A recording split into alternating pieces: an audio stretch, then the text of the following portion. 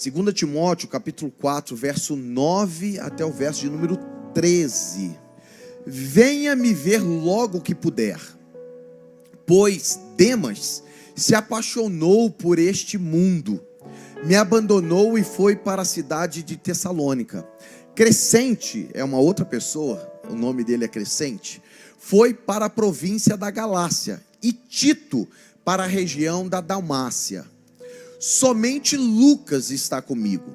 Procure Marcos e traga-o com você, porque ele pode me ajudar no trabalho. Eu mandei Tíquico para a cidade de Éfeso.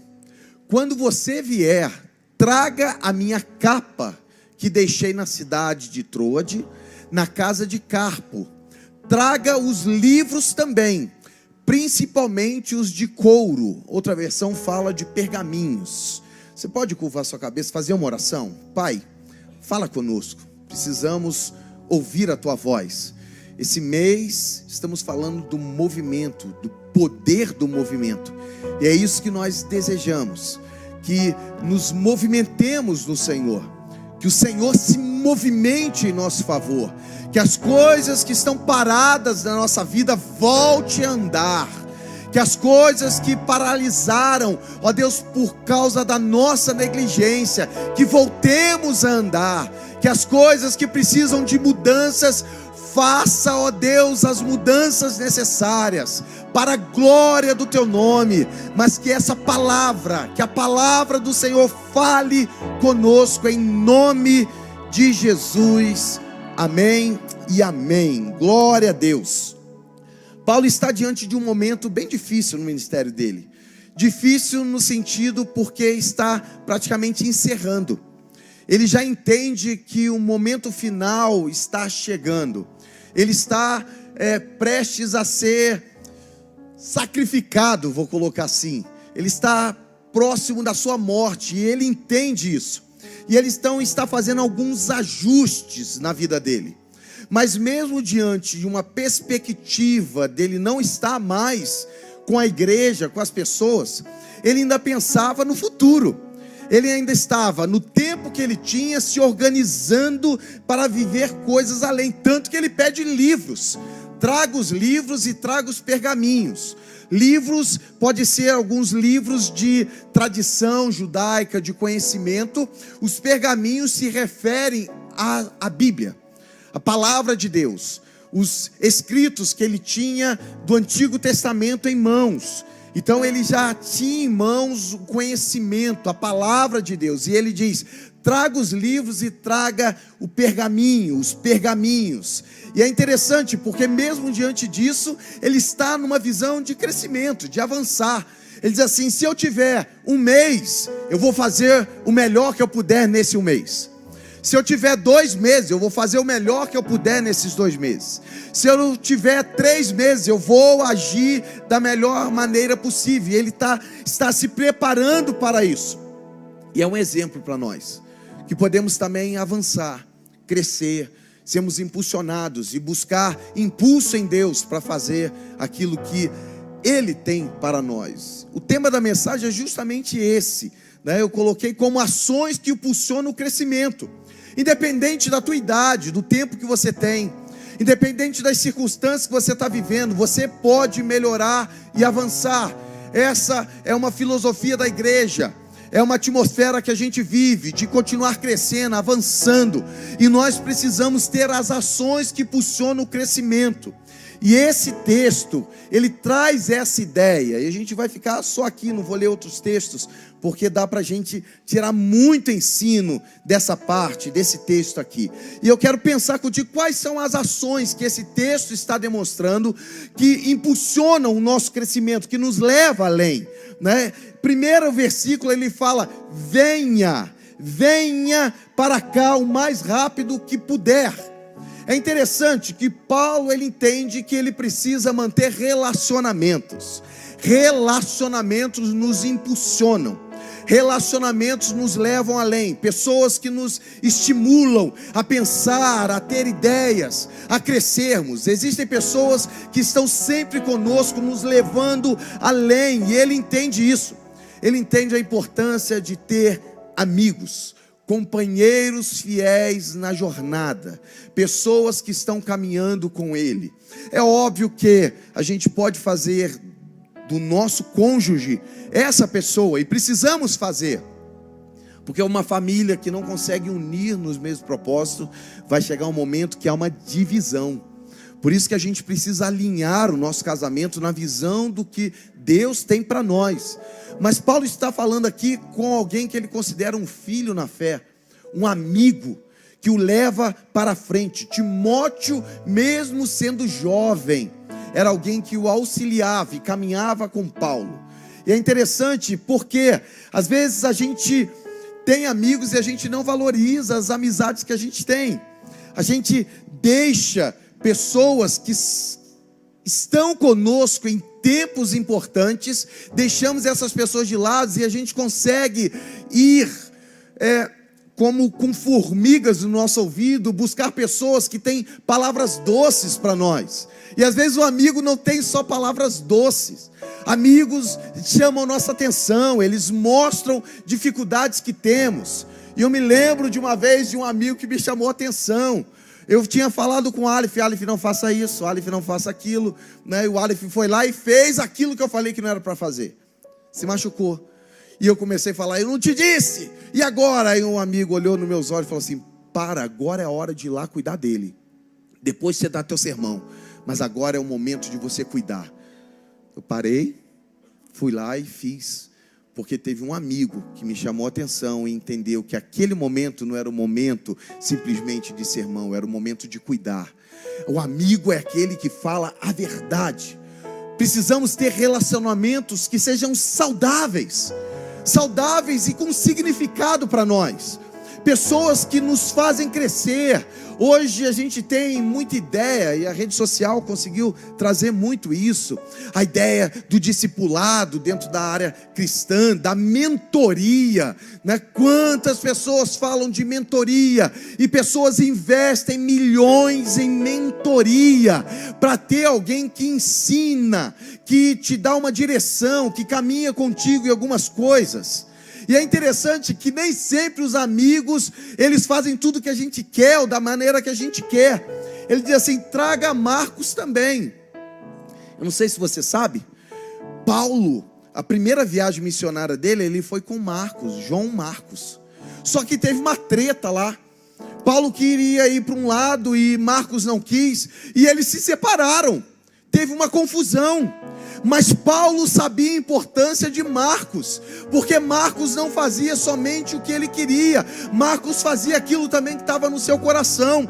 E às vezes a gente vai ter pessoas que não vão fazer o que quer, o que a gente quer, mas vão fazer coisas que são importantes para nós.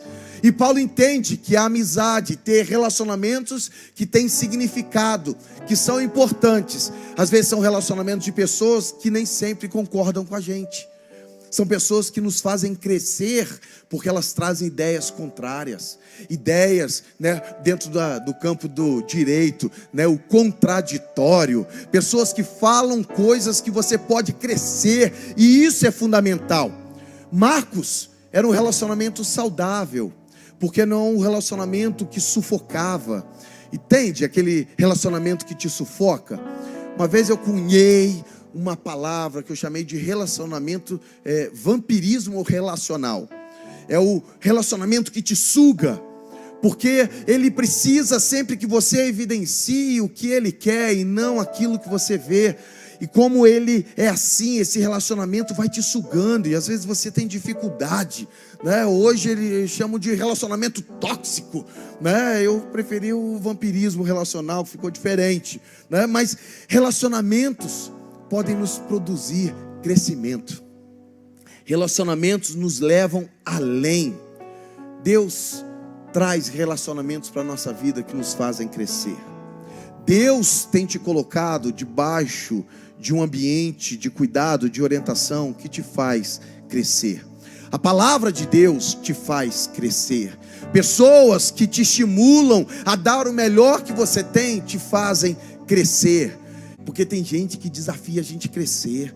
Tem gente que nos leva além, tem pessoas que nos impulsionam, tem pessoas que ela pode ser considerada por alguns chato, porque ela está te questionando, porque você faz o que faz da maneira que faz, mas aquilo faz você ficar pensando no que você pode melhorar, como você pode ser melhor, as coisas que você pode fazer de maneira melhor, e Deus tem trazido pessoas assim para o nosso lado, para nos orientar, para nos estimular a crescer.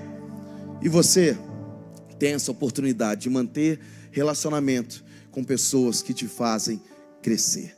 O segundo aspecto dentro desse texto, de ações que impulsionam o crescimento, é na realidade o que Paulo apresenta aqui. Paulo tem um senso, ele age com um senso de serviço, missão e propósito. O segundo aspecto é que você tem que agir para você crescer. Para você ser impulsionado, você tem que ter na tua mente o senso do que você serve, em que área você pode servir. Você tem que ter a sua ideia de missão e de propósito. Saber o que tem na tua vida para servir as pessoas. O que tem na tua vida que as pessoas olham para você e te distingue, tá certo, né? De outras pessoas. Se você tem algo que te distingue de outras pessoas, você tem que potencializar isso que você tem. Pode ser simples, eu não estou falando aqui de alguém que está lá em cima, no topo.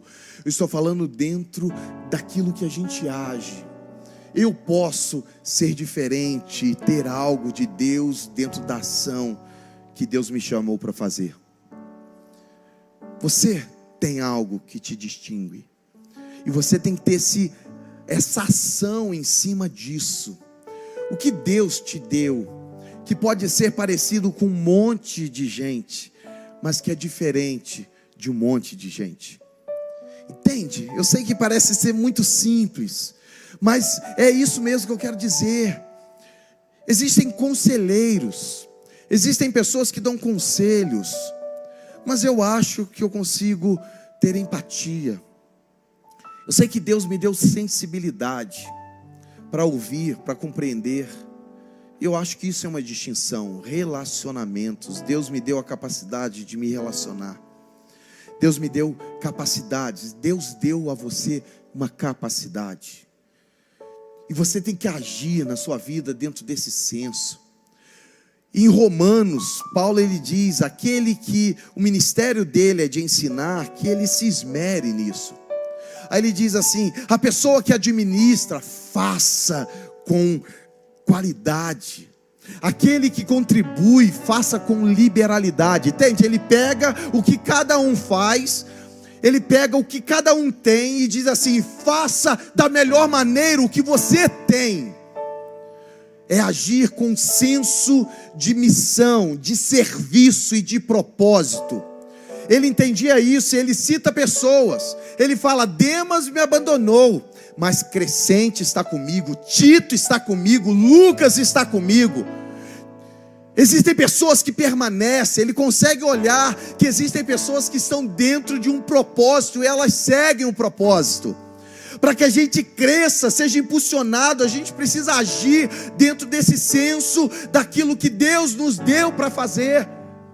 Seja no teu trabalho, na tua casa, seja onde você estiver, que lá você possa agir com uma missão, debaixo de uma missão do reino de Deus, servindo ao Senhor e vivendo debaixo dessa palavra poderosa, que te leva a realizar aquilo que Ele colocou na tua vida. É interessante, porque Paulo ele cita de pessoas que o abandonou, mas ele também fala de pessoas que permaneceram do lado. Pessoas que permaneceram. Quem sabe agir com senso de serviço, missão e propósito, você vai precisar estar do lado de pessoas. Não só pessoas virão para estar junto com você, mas você também vai estar do lado de pessoas. Você vai ser alguém que vai impulsionar pessoas, e elas vão ver em você um amigo fiel para poder crescer, e ela também te fazer crescer em Cristo Jesus. Deus terá ou trará companheiros fiéis para estarem conosco. Deus trará pessoas para te auxiliarem. Deus trará pessoas para serem parceiros, pessoas que vão estar caminhando contigo, vão te impulsionar e vão te levar a lugares maiores. E quando você chegar, essa pessoa vai estar junto com você, porque um líder, ele não chega num lugar sozinho, ele sempre chega com as pessoas que caminharam com ele. Glória a Deus por isso.